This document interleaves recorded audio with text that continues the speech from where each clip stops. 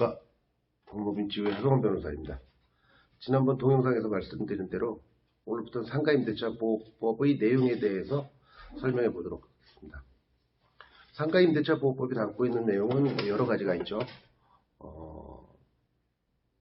그 내용으로 보면 어떤 임대차 계약을 보호해 주실 거냐의 문제인 상가임대차보호법의 적용 범위에 대한 문제가 있고, 조항이 있고, 임차인이 건물주에게 대항할 수 있는 대항력을 갖출 수 있는 요건들은 어떤 것인가에 대한 문제, 임대보증금 회수에 관한 사항, 임차 등기 명령제도 여러 가지가 있습니다. 그런데 현재 유튜브를 시청하시는 임차인, 임대인 분들이 가장 궁금해하는 부분은 임대차 계약이 체결되면 임차인들은 내가 과연 몇 년 동안 장사를 할 수 있는가 하는 문제와, 내가 권리금을 주고 점포를 인수하면 나중에 권리금을 받고 점포를 팔 수 있는 권리가 있는 것인가, 팔 수 있는가의 문제와 권리가 있는 것인가의 문제는 좀 차원이 다른 문제죠. 이런 문제들이라고 저는 생각하고 있습니다. 그래서 먼저 임대차 계약 갱신조항과 이 갱신조항의 문제는 언제까지 계속 내가 여기에서 해당 건물을 점포를 임차해서 사용할 수 있느냐의 문제, 그리고 권리금 회수에 관한 조항을 먼저 설명하고, 그 다음에 임대차 보호법이 어떻게 어느 범위까지 적용되느냐 하는 문제, 보증금 회수에 관한 사항, 이런 것들을 하나하나 설명해 나가는 순서로 진행해 볼까 합니다.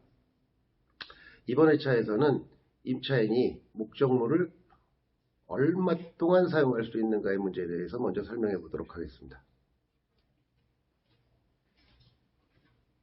이 이야기는 반대로 임대인 입장에서는 내가 언제까지 임차인에게 임대를 해줘야만 하는가의 문제랑 맥을 같이 하는 내용인 것이죠. 상가임대차보호법 제9조 1항은 임대차 기간을 정하지 않거나 기간을 1년 미만으로 정한 임대차는 그 기간은 1년으로 본다. 다만 임차인은 1년 미만으로 정한 기간이 유효함을 주장할 수 있다. 이렇게 규정이 되어 있습니다. 이 이야기는 임차인 A랑 임대인 B가 임대 목적물은 서초동에 있는 점포로 예정하고 임대 기간은 2015년 1월 1일부터 2015년 6월 30일로 하는 임대차 계약을 체결했다고 가정을 한다면, 임대 기간에 대해서는 임차인 A는 6개월 또는 1년을 선택적으로 주장할 수 있는 것이고, 임대인 B는 임차인 A가 주장하는 바에 따른 임대 기간을 따를 수밖에 없는 것이죠. 그리고 제2항에서는 임대차가 종료한 경우에도 임차인이 임대보증금을 돌려받을 때까지는 임대차 관계는 존속하는 것으로 본다라는 조항이 있습니다. 이 조항은 임차인이 나중에 임대차 기간이 종료돼서 난 권리금을 받고 이걸 팔 거야 하는 그 조항과 아주 밀접한 관계가 있기 때문에 권리금 회수에 관한 설명을 할 때 그때 함께 설명하도록 하겠습니다.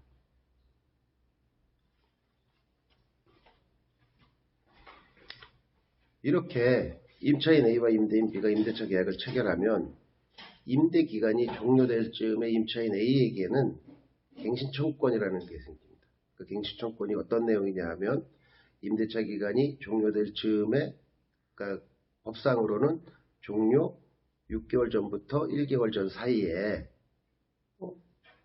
임차인 A가 임대인 B에게 임대차 계약 다시 체결해줘 라고 요구할 수 있는 권리인 것입니다.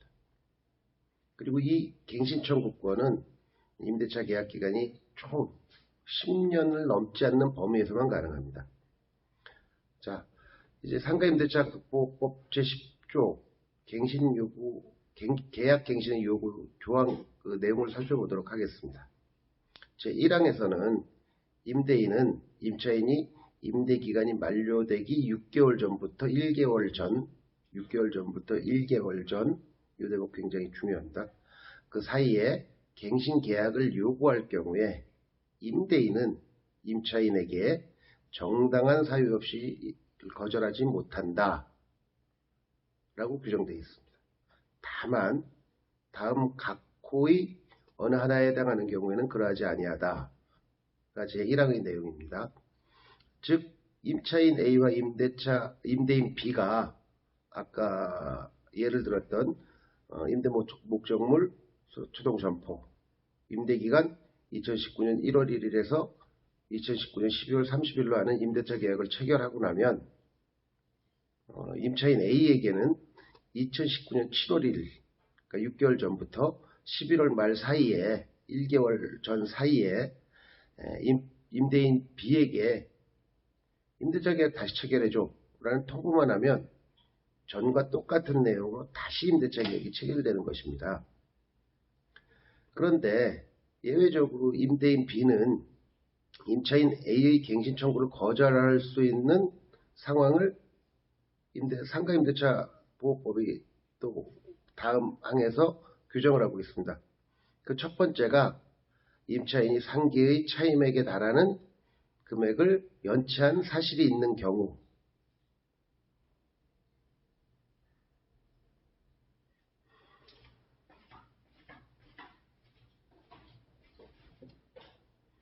임차인이 거짓이나 그 밖에 부정한 방법으로 임대차 계약을 체결한 경우, 서로 합의해서 임대인이 임차인에게 상당한 보상을 제공한 경우,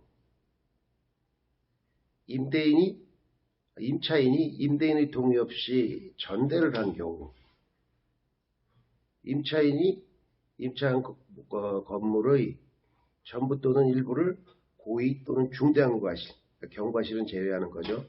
과실로 파손한 경우, 임대차 목적물이 멸실된 경우,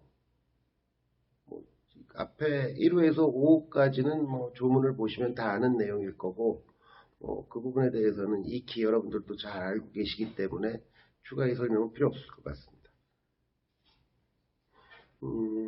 이제 7호에 나오는 내용이 매우 중요한데, 노후된 상가 건물을 가지고 계시는 분들이나 노후 건물의 일부를 임차해서 점포를 운영하시는 분들한테 아주 중요한 조항이죠. 제 7호에 규정된 내용은 임대인은 다음 항목의 어느 하나에 해당하는 사유로 목적 건물의 전부 또는 대부분을 철거하는 경우 또는 재건축을 하는 경우에 해당해서 이 목적 건물의 점유를 회복할 수 있는 경우에는 임차인의 갱신 청구를 거절할 수 있는 것입니다. 그거에 대한 이제 구체적인 아까 다음 항목들이 이제 나오기 시작을 하는데, 그중 제일 중요한 게 임대차 계약 체결 당시에 공사 시기, 소요 기간 등을 포함한 철거 또는 재건축 계획을 임차인에게 구체적으로 고지하고 이에 따른 그 계획을 실행하는 경우에는 갱신 청구를 거절할 수 있는 것입니다.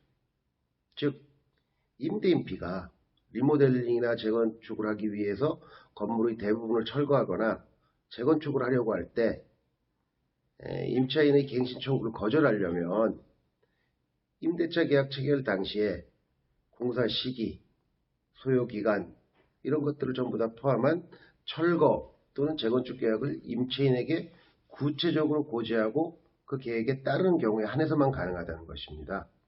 상당히 까다로운 요건인 것이죠. 그래서 제가 그 1회차에서 설명드린 것처럼 노후 건물을 재건축하거나 리모델링 하려면 약 3, 4년 전부터 계속 준비하고 계획하고 그에 따르는 임차인들의 그 갱신 청구를 거절할 수 있는 그런 사안들을 그런 요건들을 미리미리 갖춰놔야 한다는 것입니다. 그 다음 남목으로 건물이 훼손, 노후 또는 일부 멸실되는 등 안전사고의 우려가 있는 경우에도 임차인의 갱신 청구를 거절할 수 있습니다.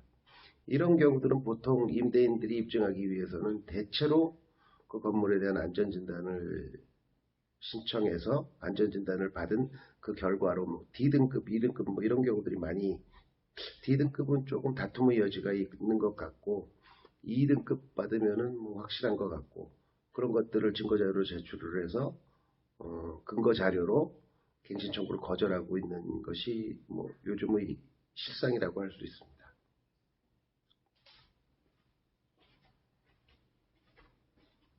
그리고 다목은 다른 법령에 따라 철거 또는 재건축이 이루어지는 경우라고 규정하고 있는데 이 부분에는 크게 설명드릴 내용은 없는 것 같습니다.